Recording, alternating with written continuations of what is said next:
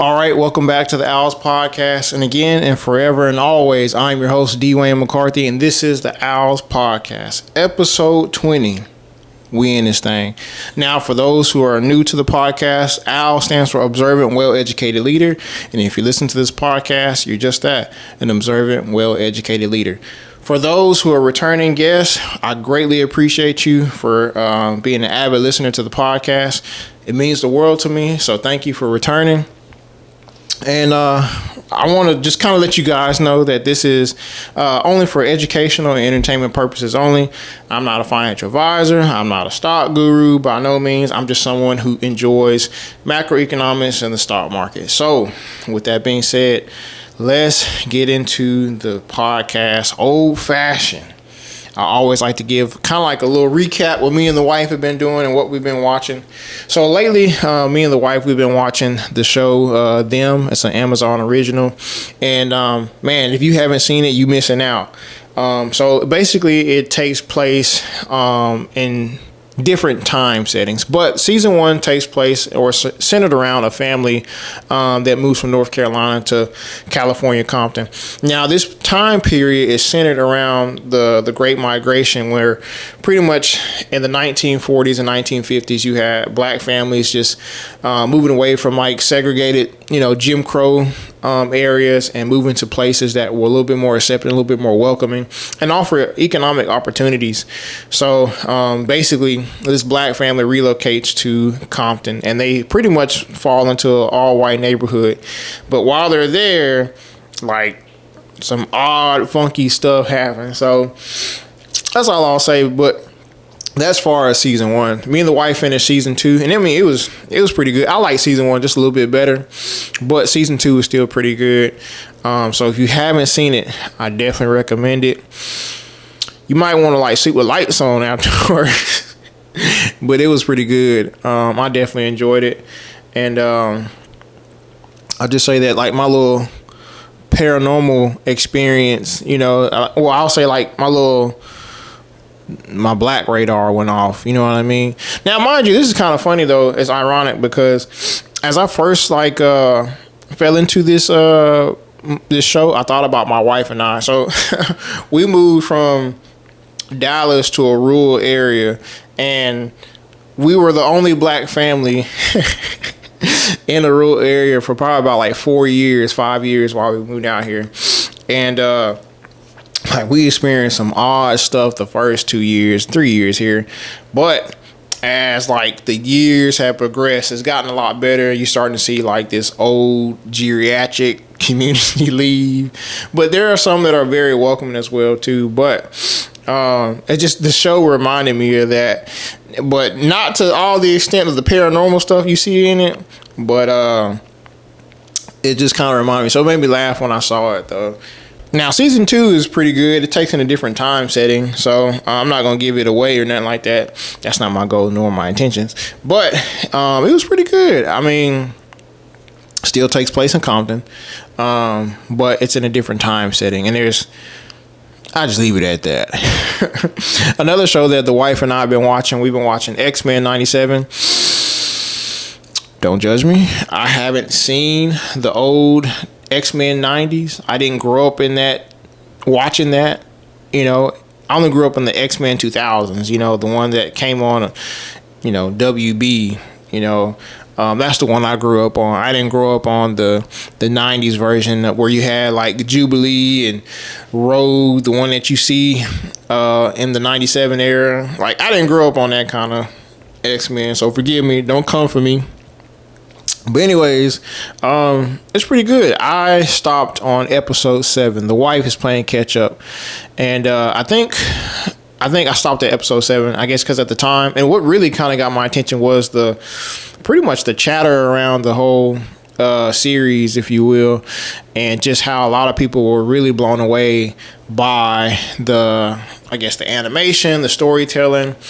And, but I think due to the fact that Bob Iger has started to put a stop on the streaming services, the Disney Plus streaming services, and cutting back, I think this is around that time where they stopped at like episode 7 to kind of see how the whole,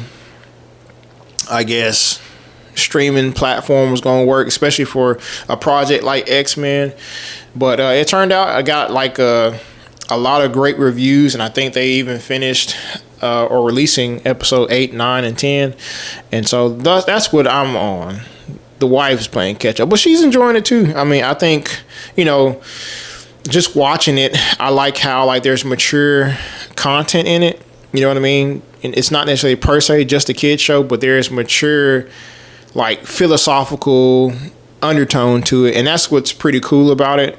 For me, I enjoy that kind of stuff. Very thought-provoking conversation. And of course, if you think back to the historical perspective on the two figures such as Charles Xavier and Magneto, they were the same coin, but two different sides of it, and their philosophies were more similar to that of Martin Luther King and Malcolm X, but just kind of not giving the show away. But if you watch it, you start to see how the two begin to merge ideology after certain events take place, and I'll just leave it at that.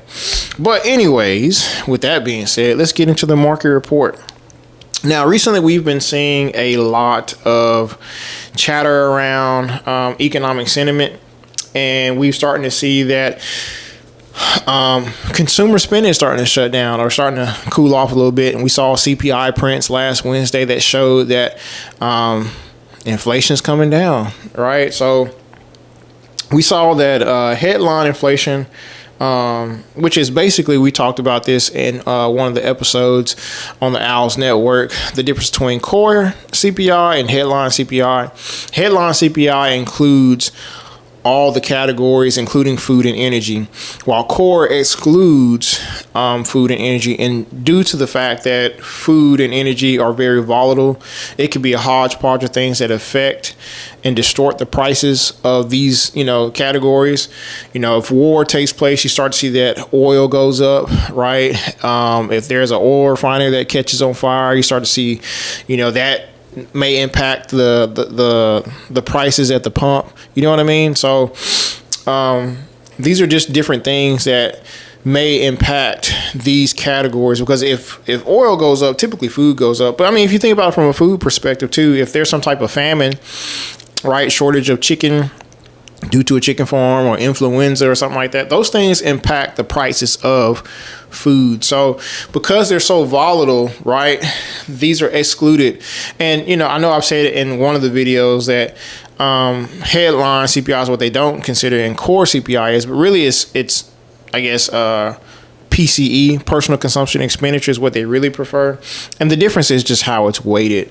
And but anyways, so we just saw that according to the Barron's report, that headline inflation was 3.4%, a slight deceleration from the annual rate of 3.5%. So year over year, right? So from March last year to March this year, we're starting to see that inflation is cooling down, right? So from 3.5% to 3.4%, which is still good. It's still a decrease, because we've seen in the past that these past few quarters that inflation has been going up. It's been an uptick, right?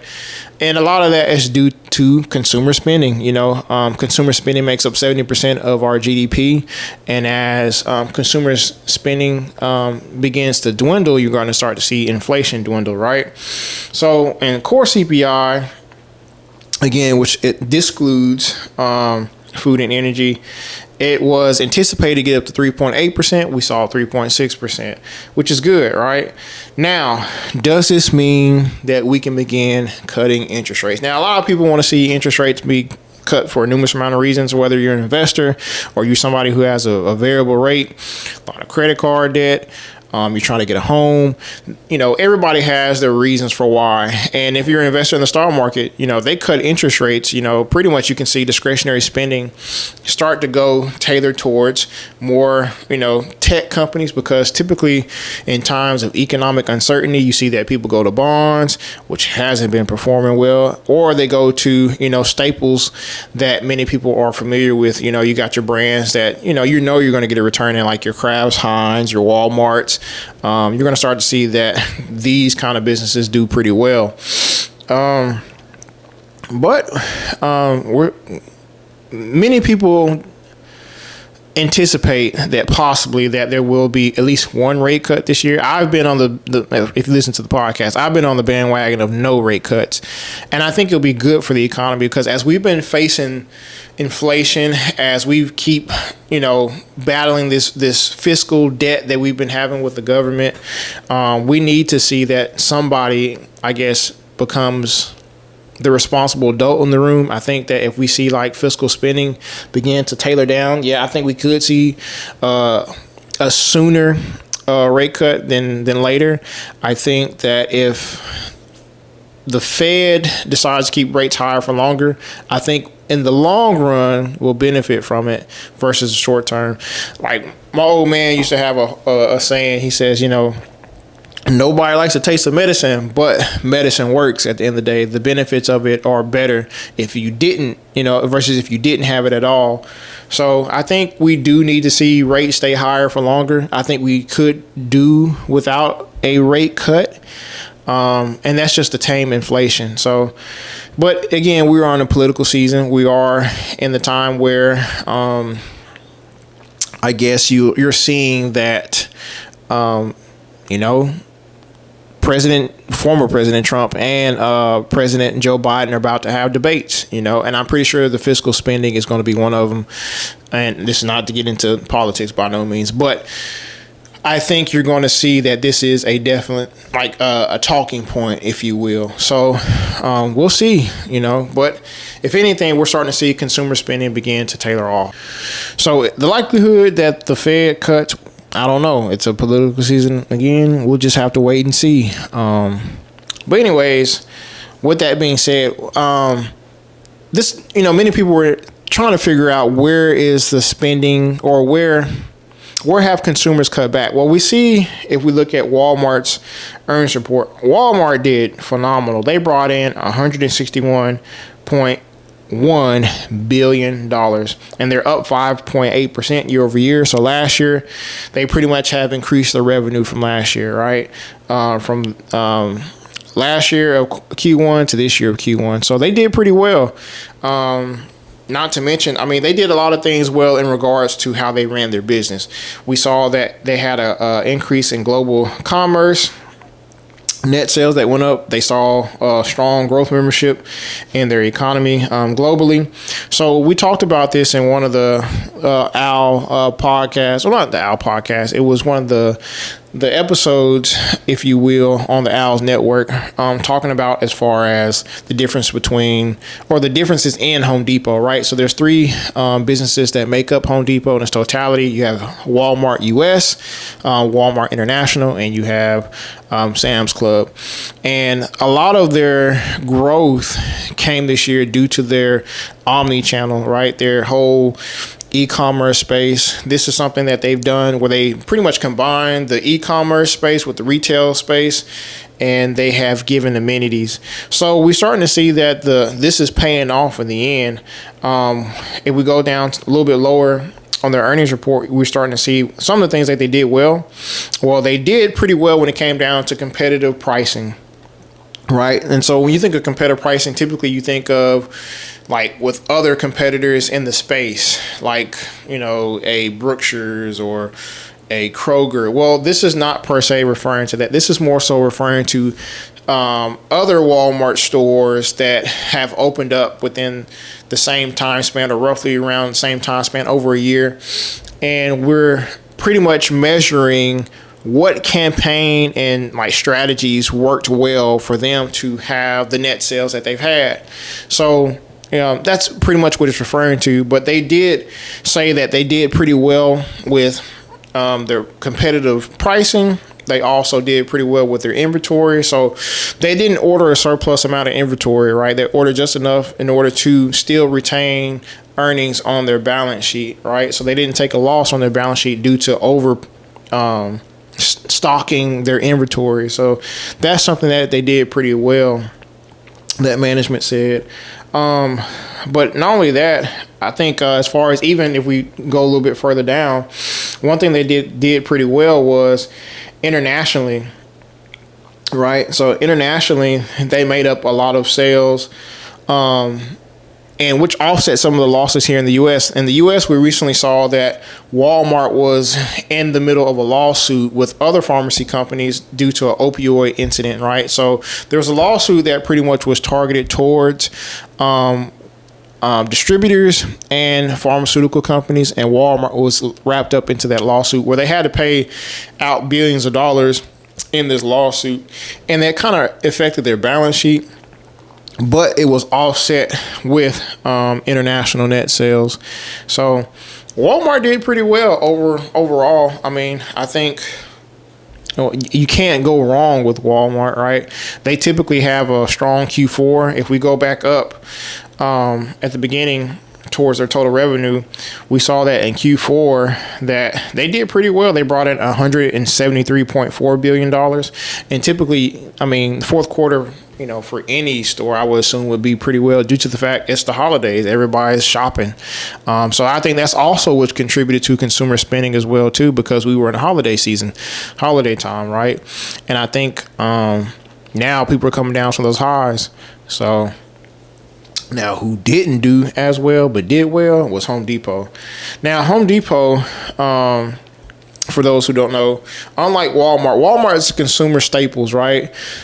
Home Depot is consumer discretionary. So the difference is pretty much, truth be told, you don't need to go to Home Depot every day unless you have you're fixing up your house, toilets, plumbing, something like that.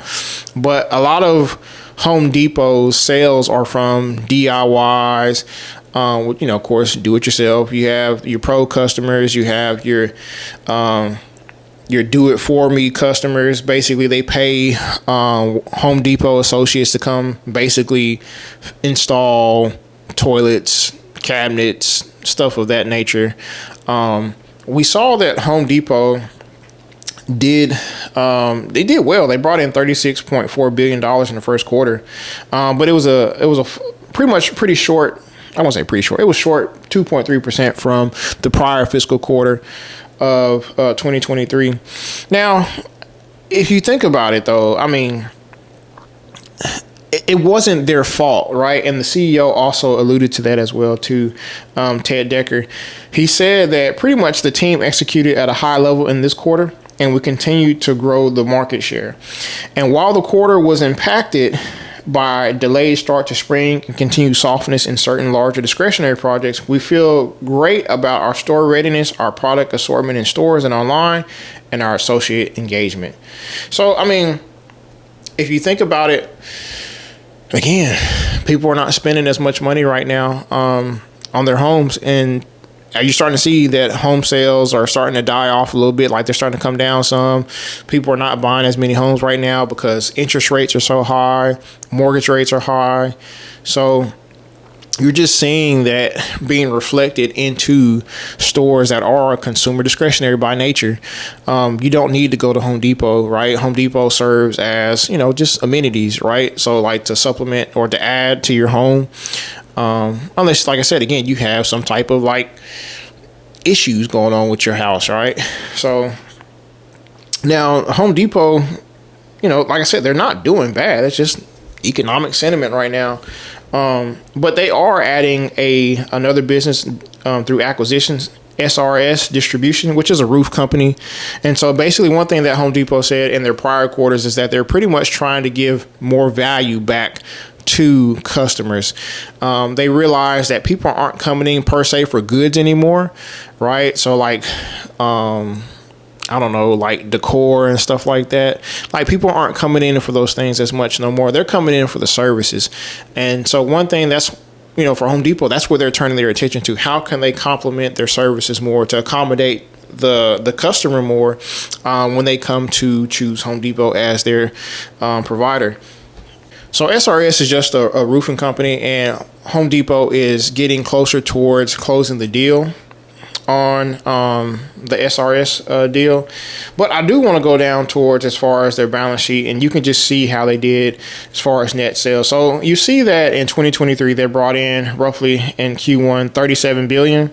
This year they brought in $36 billion, right? So a slight decrease from how they performed the year prior. Again, 2.3%. So Well, Home Depot isn't suffering. They're just, if anything, it's cyclical, if you will. You know, right now, people just aren't spending as much money. So, but what I do want to talk about though is Senior Jamie Dimon and Ray Dalio. Now, for those who don't know who Jamie Dimon is, he is the CEO of J.P. Morgan Bank. He has been there. His tenure has been there for, I think, quite a bit since 2006, 2007, right around the time during the great financial crisis. It might even been a little bit sooner before that, but he's been there for a substantial amount of time, and he's benefited tremendously during the 2008 and 2007, 2009 crisis, where they made larger acquisitions. And we saw recently, due to the regional bank crisis, we saw that JP Morgan got even bigger, right? So as these other banks in the past have been not as responsible or manage their money as well, we saw that your bigger commercial banks have definitely benefited from it. But anyway, so Jamie Dimon has definitely been privileged to a lot of economic data. And, for the last year or two or so, he's been screaming that there's going to be a financial hurricane that's going to come, and it's going to pretty much decimate the markets. It's going to hurt the everyday American. And we just haven't seen it just yet. I'm not saying the man is wrong, but we haven't seen it just yet. And I'm pretty sure a broken clock is right twice, you know what I mean? But I do believe that there is possibly headwinds ahead of us, and that's something that he talked about according to this article. Him and Ray Dalio. Now, for those who don't know who Ray Dalio is, Ray Dalio was a hedge fund manager. I think it was, what was his hedge fund? I think it was Bridgewater. That's what it was. Excuse me. I had a brain fart. I've read his books, but Bridgewater. He's also known as an esteemed author. He's pretty much wrote a lot of books tailored towards economic sentiment. He's wrote a lot of books towards macroeconomy or macroeconomics. He's written a lot of books about as far as relations between countries and money and war, education. So, the new change in the world order was his most recent. Well, it's not his most recent, but was the most recent one that I've read. And that's something that he talked about, was the correlation between dynasties, right? So what typically goes into a country or a dynasty doing so well? Well, you have these numerous factors, right? So political alignment, right? So typically, everybody shares the same political views and political beliefs. You all have the same economic goals. You all have a strong sense of education or a goal towards education. Debt is low. And then you also have camaraderie, right? So these things, he said, has definitely led to growth in the nation. But as we become to grow as a nation, we have divisive views, or we start to tackle on a little bit more debt. We also, our education begins to slump. And essentially these things begin to tear apart as far as countries, but the excess printing of money and war is something that has led to a lot of countries' downfall, and that's something that he's highlighted in his book. So anyways, he is also privileged to a lot of economic data, and these titans have been very vocal about how macro sentiment is changing, especially when it comes down to the U.S. Government and how they went about fiscal spending these last few years. So if we look at this article on CNN, we see that Jamie Dimon and Ray Dalio have been, again, very vocal about how America has been approaching their debt. So we see, it says in this one, in an interview with Sky News Wednesday, Dimon said he hoped for the U.S. would focus on reducing its budget deficit and the difference between what it spends and what it receives in taxes each year. Dimon added, at one point, it would cause a problem. The problem will be caused by the market, and you'll be forced to deal with it, and probably in a more uncomfortable way than you dealt with it to start. I'm not illiterate, y'all. It's just I'm trying to manage this mouse and I'm trying to read. Don't judge me. But anyways, you're starting to see that Diamond is still hammering down on the belief that we need to go ahead and address this large amount of debt that we've tackled. We're at like $34 trillion in debt. And so far, we have seen no efforts from the government to reduce any of this debt. And that's problematic because if you think about it from let's say a micro perspective, if you begin to tackle on so much debt and you bring in more debt than you do cash or revenue, essentially all it takes is for one financial event to offset your household. And this is what Jamie Dimon is saying essentially. The sooner we focus on it, the better, he said. Now, mind you, as we go down to Ray Dalio says he was anxious about waning investors' appetites for government bonds known as treasuries. I'm concerned about the softening demand to meet supply, particularly for international buyers worried about the U.S. debt picture and possible sanctions. Now, this is something that I think is concerning, right? Because we've seen that bond prices have went down quite a bit, right? The yields continue to increase, but bond prices are continuing to go down, which basically shows that America, or investors, let's say that investors don't have much faith in the longer term economy. And rightfully so, as we continue to print so much money and we continue to spend so much money on different programs that, I mean, it's something that has to give over time, right? So Dalio is saying that if investors don't have money to lend to the government, that's what bonds are, that's what treasuries are, right? They're just loans given out to the government. If the government is not taking in as much money in taxes and they're not receiving many investors purchasing bonds, we're going to start to see a change in the tide because, I mean, we're going to see inflation pick back up again, essentially. And not only that, but we've seen for the last 2 to 3 years that China is also offloading some of their treasury bonds. Now, many people have their different beliefs and theories on how this may play out, but I think we have to really look at it for what it is, because some people argue that the U.S. or China purchases U.S. debt to leverage the U.S. debt in order to offset the dollar, but also to dethrone or overturn the U.S. government, right, as the number one powerhouse. And I think it's a layered statement, right? Because this is something that's coming up a little bit more. Because many people believe that China is the largest debt holder for the U.S., but it's really Japan. But still, if China was to offset a lot of their debt,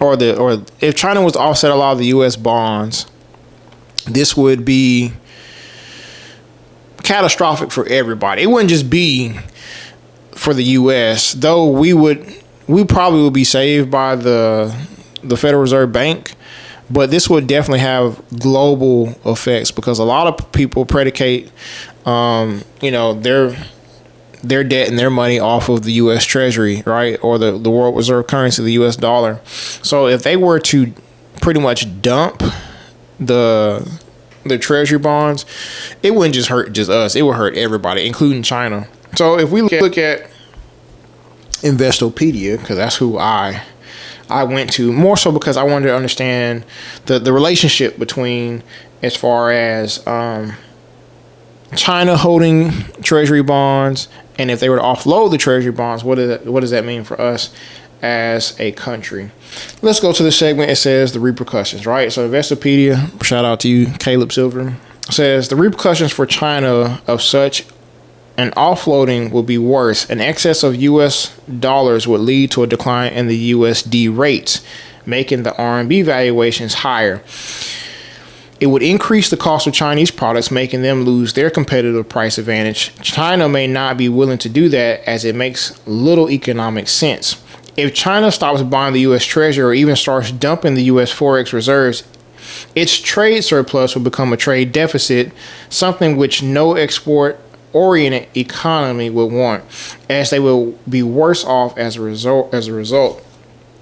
So essentially, it wouldn't be into China's best interest if they were to offset the U.S. Treasury bonds, because at the end of the day, whether they like America or not, this is a relationship. This is like one of them love-hate relationships you got to have with the U.S.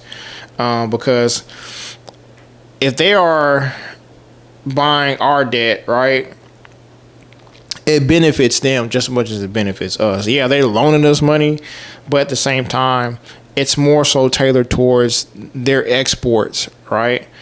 So if we even go further down, it says, why does China buy U.S. Treasuries? There are several reasons why China buys U.S. Treasuries. These instruments are among the world's safest assets, making them secure and stable, and U.S. dollars remains the world reserve currency in the international trade. This allows Chinese central banks to effectively hold the dollar denominated assets. But the most important reason China receives a surplus of U.S. dollars is due to the trade imbalance between the two countries. As China exports more than to the U.S. than imports, but Chinese companies and their workers need to be paid in China's local currency. This means the Chinese banking system must convert dollars with the central bank, which must then do something with them. The central bank uses the dollars to purchase treasuries, which earn a stable return. What would happen if China sold all of their treasuries? It's unlikely that China would sell its U.S. treasuries all at once because it would economically be painful for China, leading it holding dollars that would need to be spent or invested elsewhere. The most immediate effect would be increase into interest rates. The most immediate effect would be an increase in the interest rates on treasuries, since selling so many at once will be artificially depress their prices in the bond market, thus increasing their yields. If the Fed were not react at all such an event, it is estimated that it would increase the long-term treasury yields by 30 to 60 basis points. So it wouldn't be advantageous for China to do so, and that's one of the biggest concerns. That China would drop all their U.S. Treasury bonds, but it also wouldn't be much sense to them if they were to do so, to my understanding. So I think that's also the reason why you're starting to see that these other countries are coming out with their own currency now. Like BRICS is starting to come up with their own currency, and this is something that they've thought long and hard, because what is stopping China from dumping these U.S. Treasury bonds? Well, we just got an idea as far as why, because it wouldn't be advantageous for them. But if we can pretty much change what we deem to trade in currency, I think this will be a little bit more advantageous for them versus dumping all the U.S. debt that they had. And on the flip side, for the U.S., yeah, it would be bad for us. The yields will go crazy, but that's where the Fed will step in, because if you think about it, that's what happened in 07 and 08. You had the Fed, Ben Bernanke, step in. He bought all the U.S. Treasury bonds, and what ended up happening was, and mortgage-backed securities, well, it pretty much suppressed the yields, because had they not done that, we would have not made it through those financial crises, because homes were becoming unaffordable, right? Debt was getting out of control. So by them purchasing treasury yields, it basically help offset a lot of economic turmoil that we could have seen or faced. So with that being said, I mean, this has been one of those episodes I kind of enjoyed. I hope that you guys kind of enjoyed it as well too, because I think we do need some form of like incitement to this economic climate that we're in. I think that we are seeing it's funny, I saw a video not too long ago. This guy was saying how we live in unprecedented times. He said, I just want to live in precedented times. And there's truth to that. I mean, we as millennials, and I'll speak as a millennial, we lived through wars, pandemics, a recent financial crisis or bank recession, if you will. And I mean, we went through recent, social events. I mean, we've seen quite a bit when it came down to the George Floyd situation. I mean, we've seen a handful of things. I just want to live in precedented times. I'm over unprecedented times. So, with that being said, this is the Owls Podcast. Be sure to like, subscribe, and share the podcast. I greatly appreciate your time. Episode 20. Be sure to join us next week.